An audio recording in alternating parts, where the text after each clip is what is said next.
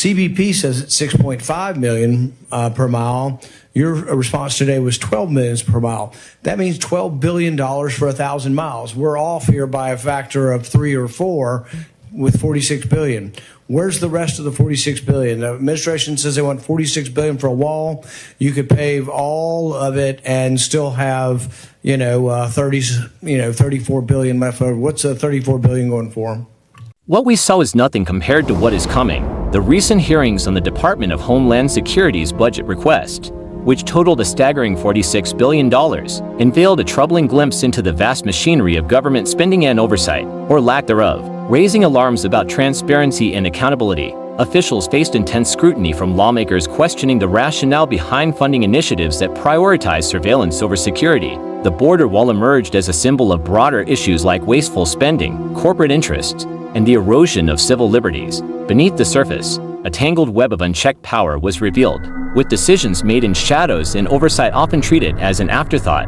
This session was not just about a budget, it highlighted the foundations of democracy and accountability, prompting a pivotal battle over government transparency. If this is what they were willing to disclose, what else remained hidden within the depths of bureaucracy? With stakes higher than ever, the call for reform echoed louder, marking the beginning of a tumultuous journey in the fight for accountability. And we have got more live footage coming. Secretary knows, everybody knows, that's the end. We're going to try to move on to the next person to get you out of here. We talked a little bit about the wall earlier. The administration has asked for $46.5 billion for the wall. The border on the Mexican border is about 1,950 miles. We've fenced or walled about 700 of it. That leaves about 1,200 miles. There's 200 or 300 miles of it that probably never going to have a fence on. It's mountainous or just impossible to fence or wall. So I would say realistically, you got under 1,000. But let's just say there's 1,000. You really want to wall on 1,000. CBP says it's 6.5 million per mile. Your response today was 12 million per mile. That means $12 billion for 1,000 miles. We're off here by a factor of 3 or 4 with 46 billion. Where's the rest of the 46 billion? The administration says they want 46 billion for a wall. You could pave all of it and still have, 34 billion left over. What's the 34 billion going for? Yes, Senator, thank you for the question. We do have 702 miles of wall today.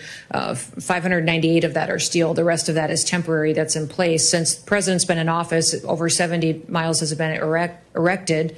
We have 11 contracts that have gone out and allocated. We also have 5 more that are pending. Based on the dollars that have been requested, it's not just the infrastructure that would be built, that would be the actual wall construction.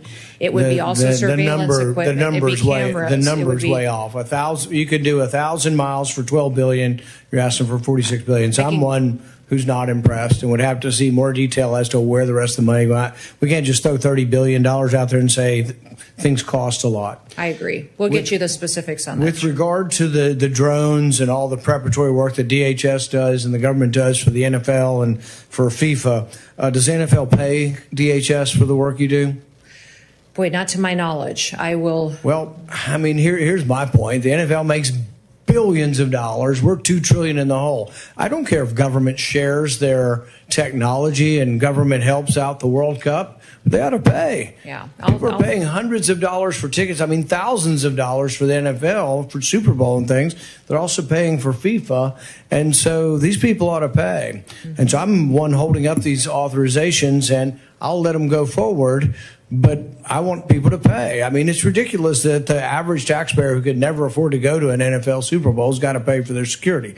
Should the government help? If we have technology they don't? Perhaps. But they ought to pay. So NFL, FIFA, I think they all ought to pay. And we'll be insisting on trying to put language in that. If you're a for-profit entity and the government's helping you, you ought to pay for it. With regard to the Tulsi Gabbard situation, I suspect there are going to be other people that were caught up in this thing as well. I'm horrified by the idea that we took a former congresswoman and we're surveilling her and riding on jets with her. There was another story of an air marshal whose wife, might have been at January 6th or something, and now we're, have air marshals following another air marshal or his wife. So I want to hear the whole story of what happened. I want to hear that people have been let go, that they're no longer doing this. If there were abuses of Tulsi Gabbard's liberties, I want to hear from that. But I want repercussions to come from this. And I think you've said something's coming. Please let us know, and let us know how the program, the destruction of civil liberties, can be minimized. I frankly probably have trouble with the whole program, but let's see if there's some way. But we need significant reform. If it needs legislation, please come to us with that. Thank you for your testimony today. Thank you. What we just heard wasn't a budget update. It was a wake-up call about waste, abuse, and power. The U.S.-Mexico border runs about 1,900 miles. Of that, 700 miles are already walled or fenced, leaving around 1,200. Realistically, much of that land can never be fenced. Mountains, deserts, and rivers make it impossible. So even if you take 1,000 miles as a realistic target, the numbers don't add up.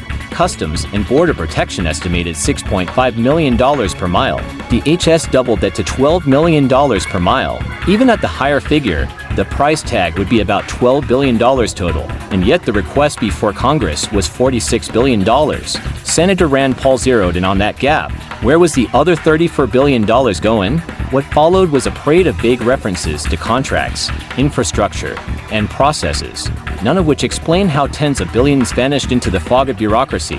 For ordinary Americans, it felt like watching someone justify charging a sports card to your credit card because things are expensive. But the disappearing billions weren't even the most outrageous revelation. Hidden inside the details was something almost no American ever considered. DHS doesn't just pour money into walls, drones, or border checkpoints. It also provides federal security support for billion-dollar sports leagues. The NFL, FIFA, the World Cup, events that rake in billions through broadcasting rights, corporate sponsors, and ticket sales that average families can't even dream of affording. Yet while owners pocket the profits, taxpayers quietly cover the costs of federal security assistance. Think about that. The family struggling to pay rent, who couldn't get near a Super Bowl ticket, is subsidizing the safety of billionaires. Rand Paul didn't mince words.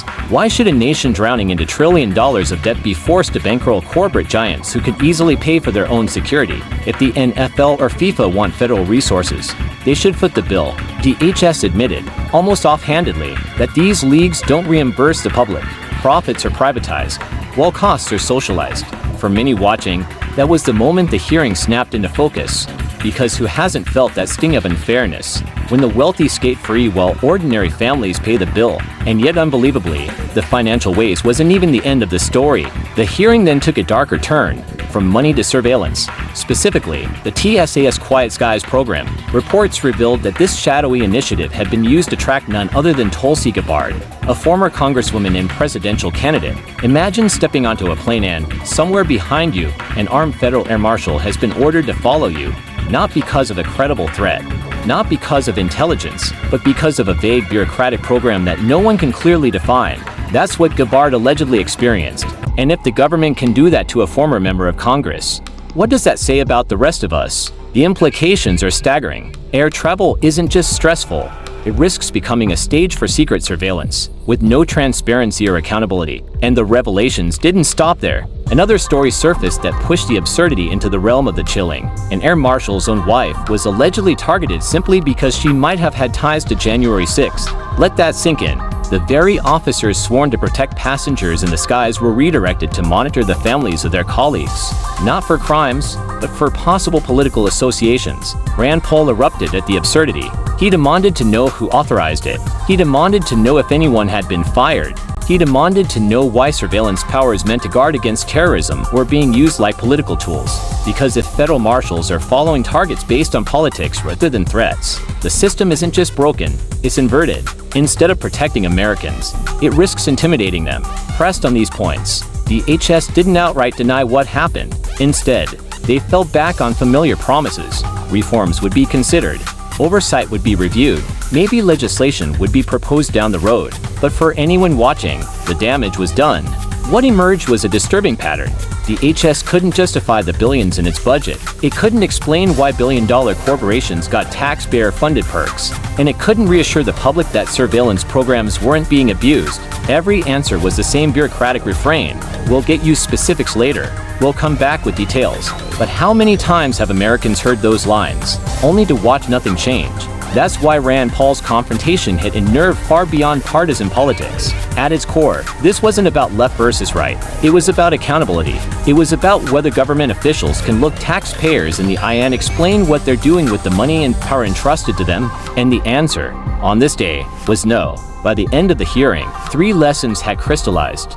Lessons every American, regardless of politics, should care about. First, government waste.